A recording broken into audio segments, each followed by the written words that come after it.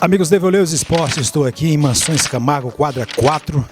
Vamos encontrar um jogador profissional que mora hoje aqui em Águas Lindas. É o Ney, do time Vulcanic. Também jogou no NEC, jogou no Sevilha, jogou em vários times aí. Veio do profissional, veio morar em Águas Lindas, hoje joga no veterano.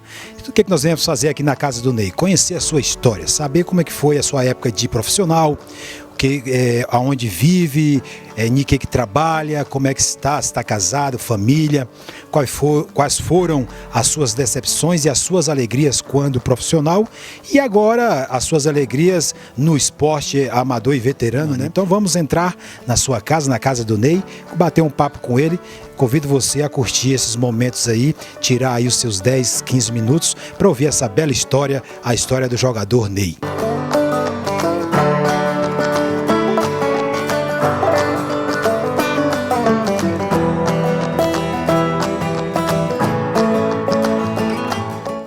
Eu que agradeço poder estar falando com você, uma pessoa que está com nós aí, sempre acompanhando, contando um pouco da história dos jogadores. E a oportunidade de falar com você é grande e eu que tenho uma imensa honra de estar participando do seu programa. Ney hoje mora em Águas Lindas, 40 anos, casado, tenho 4 filhas. Ney começou categoria de base, 26 da Ceilândia. Foi onde joguei lá a categoria de juvenil com o Adelso, que era o técnico naquele momento. Foi onde eu me profissionalizei, que aí disputamos a segunda divisão pelo 26 da Ceilândia. Após isso, fui para o Gama, 98, 99, juniores. Já era profissional, mas com idade juniores, jogava nos juniores, treinava com profissional.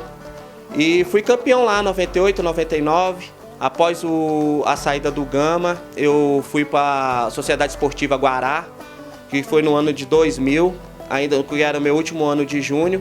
Treinava profissional, já era profissional, né? Treinava profissional, mas jogava nos juniores. Em 2001 foi aonde eu já subi pro profissional, já tinha idade, já tinha acabado meu último ano de júnior, que eu subi pro profissional.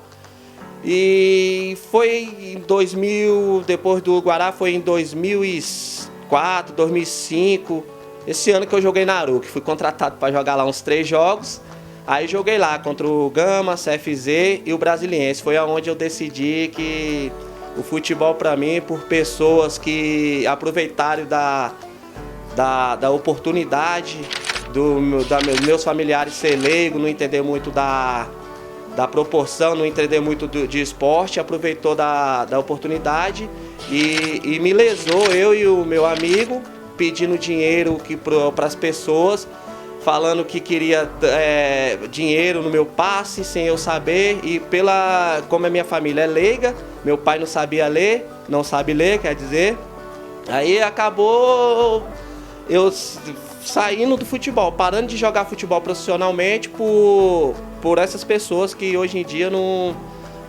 me ajudou, não fez eu crescer no futebol. Mas apareceu muitas pessoas boas na minha vida que por causa delas eu voltei a jogar, não profissionalmente, mas amador. Então tem muitas pessoas, se eu for falar o nome de todo mundo, eu vou ser até injusto, porque é muita gente mesmo, mas tem uns que me conhecem desde 12, 13 anos, que sabe da minha personalidade, sabe da minha índole, sabe que do jeito que eu sou com um, eu sou com outro. Eu vi que eu já estava com 24 a 25 anos, já estava uma idade mais avançada. Aí eu pensei, vou trabalhar, porque o futebol para mim, depois de tudo, pelos desgostos, pelos acontecimentos, aí eu desanimei. Aí como eu falei para minha família, eu falei, vou trabalhar, porque futebol para mim agora é segundo plano. Antes era primeiro plano, que eu sempre vivi, tinha meu salário, criei minha primeira filha até comecei a criar ela, né, que eu separei da mãe dela, ela estava com uns 2 anos. Aí hoje ela já tem 19, já vai ser mãe, já vou ser avô, entendeu? Aí foi na hora que eu falei, futebol pra mim agora é segundo plano. O dia que der pra jogar eu jogo, o dia que não der eu não jogo. Aí virou hobby. E é uma coisa que agora eu não consigo ficar sem. E nessa parada tá sendo muito difícil ficar sem jogar futebol. Então muitas pessoas passaram pela minha vida assim no futebol. Conheci muita gente que até hoje eu tenho contato, que foi pessoas que me ajudou, que fez eu continuar a exercer no amador, né? Me incentivar, né? Volta a jogar, você tem capacidade. E eu falei, não, eu só jogo se for assim, sem essa preocupação de levantar cedo para ir treinar, que eu não tenho mais essa tesão toda, como a gente fala no meio do futebol, não tenho essa tesão de levantar cedo para ir treinar. Aí por essas pessoas que até hoje eu jogo, voltei a vestir a luva, porque pra mim o que eu passei, assim, quem me conhece mesmo desde 12 anos, vivendo, treinando, levantando cedo, treinando na terra, chuva, sol, teve que pedir dinheiro emprestado pra ir treinar, porque meu pai não tinha condição de toda vez dar dinheiro para treinar hoje, dar dinheiro para treinar amanhã. Então, por algumas pessoas que me ajudaram, que me incentivaram, falei, volta a jogar, não, eu te dou o dinheiro da passagem. Por essas pessoas que hoje eu voltei a vestir a luva. E quando eu mudei para Águas Lindas, o primeiro time que eu joguei, que foi o Odisseia, aí é um time aqui perto de casa, que hoje não tem mais, Finado Xavier, com um rapaz que me ajudou muito também, aqui em Águas Lindas. Aí depois veio o Sevilha, que é um time aqui que era o, vamos dizer hoje, que hoje em dia o time que eu jogo, que é o veterano Vulcani, que é o time que todo mundo fala que é o Bambam Papa todo. Então o Sevilha naquela época só dava Sevilha e Esportivo na final, no campeonato daqui. Então, por algumas pessoas que até hoje eu tenho contato, que fez eu vestir a luva de novo. Ele chegou aqui em Águas Lindas no finalzinho de 2001, 22 anos, 21 para 22 anos. Tinha uma filha só, no caso, nessa época, a Ana Clara. E vim morar pra cá, morei com a minha mãe, que eu morava no Recanto com ela, separei. Vim morar em Águas Lindas e vim morar com meu pai. Sempre aquele bom filho, sempre a casa retorna, vem a casa do pai. Aí foi onde eu comecei, não conhecia com ninguém, porque meu pai já morava aqui antes, né? Meu pai tem muito parente que já mora aqui antes de ser Águas Lindas, era Parque da Barragem. Então eu vim pra cá, nesse finalzinho de 2001 para 2002, né? Aí foi onde eu fiquei, pensei de novo, meu pai conversando comigo, e vamos voltar, não conheci ninguém, vou pensar se eu vou voltar e calçar as luvas de novo. Pô, Vulcânico, o que sempre falava, vendo na beira do campo, você não joga no meu time, você não joga no meu time. E uns 2 anos atrás, na beira do campo, ele perguntou, você não vai jogar no meu time não? Aí eu falei pra ele, um dia eu vou jogar no seu time. Aí foi quando eu falei, no próximo veterano eu jogo no seu time. Aí eu fui e fechei com ele antes dessa parada aí, dessa pandemia aí. Né, que é um time que eu tenho um carinho grande. Depois do Sevilha foi um time que, pra mim, se eu fosse falar hoje assim, hoje eu vou jogar esse campeonato e vou parar de futebol, vou ver só minha família, não vou em beira de campo. Se fosse pra mim escolher uma equipe, seria o NEC. Tem uma pessoa lá, o Edson, Dominguinhos. Se for falar o nome de todo mundo que eu vou esquecer, o Marcão. Tem muita gente ali, principalmente o Edson, que é o diretor, é técnico, é tudo, jogador, é tudo do NEC. Então é uma equipe que eu tenho um imenso carinho. E se fosse pra hoje eu falar assim, eu vou jogar esse campeonato e não vou nem na beira de campo, vou parar de jogar futebol mesmo totalmente, seria o NEC, que é um time que eu tenho muito carinho. É porque eu fiquei no profissional, como eu falei, no 26, no 26, profissional mesmo assim, no adulto joguei. Não tinha aquela experiência assim de chegar, aquele clima de profissional, chegar assim, aquele espaço, chegar a ter tudo organizadinho, um lanchinho, ter uma água, ter sua roupa separada, ter sua chuteira separada, aquela organização, uma experiência boa. Quando eu cheguei no Gama, um time com maior expressão no futebol, quando eu cheguei humilde para jogar o primeiro jogo dos juniores, cheguei com a minha chuteira numa sacola, que não tinha experiência, cheguei com a minha chuteira numa sacola. Foi quando um atleta chamado Rodriguinho, que eu acho que muita gente conhece, que olhou assim pra mim, o rapaz humilde, e me deu uma força lá, mas foi onde eu depois já fui ser titular lá, 98 e 99. Um rapaz que chega com 16 anos, 16 para 17 anos, agarra num time adulto profissional, um campeonato da cidade onde ele mora. E aí chega num time de um patamar como o Gama, que é um time que disputa o Campeonato Brasileiro, que na época de 98, quando foi campeão brasileiro, eu era juniores, treinava com profissional Então eu vivi aquele universo de ver campo lotado de repórter, de o CT lotado, aquela organização. Então o universo profissional foi uma das maiores alegrias, uma coisa que todo jogador quando começa pensa em chegar. A maior tristeza com certeza foi isso, porque como eu falei, tem muito jogador que tem um sonho. Quando você começa num patamar de escolinha, deu de 8, 9 anos de idade de escolinha, uma hora eu vou chegar ao infantil, vou chegar ao juvenil, passando por todas as categorias. Aí você tem um sonho, você vê um jogador, você vê um Romário jogando, você soube que não, eu vou querer ser igual aquele Romário. Então você vai treinando, se preparando com a mente para, não assim, vou ficar rico, não vou ficar milionário igual tem hoje. Hoje o pai já bota o filho de pequenininho para pensar, não, eu vou fazer de tudo para ele ser um Neymar, um milionário. Não pense em formar primeiro o jogador, o atleta. Então eu que comecei desde 8, 9 anos categoria de base, eu já fico assim, eu pensei, vou chegar ao patamar que eu quero, vou ser um grande goleiro, vou tirar meu pai do serviço, vou poder ajudar ele, o tanto que ele me ajudou. Então meu pensamento é esse. Então minha maior tristeza foi ver pessoa que aproveitou da oportunidade, que viu que eu tinha capacidade de se enriquecer ilicitamente em cima do meu potencial. Então a minha maior tristeza foi conhecer pessoas que eu pensei que era amigo e não era.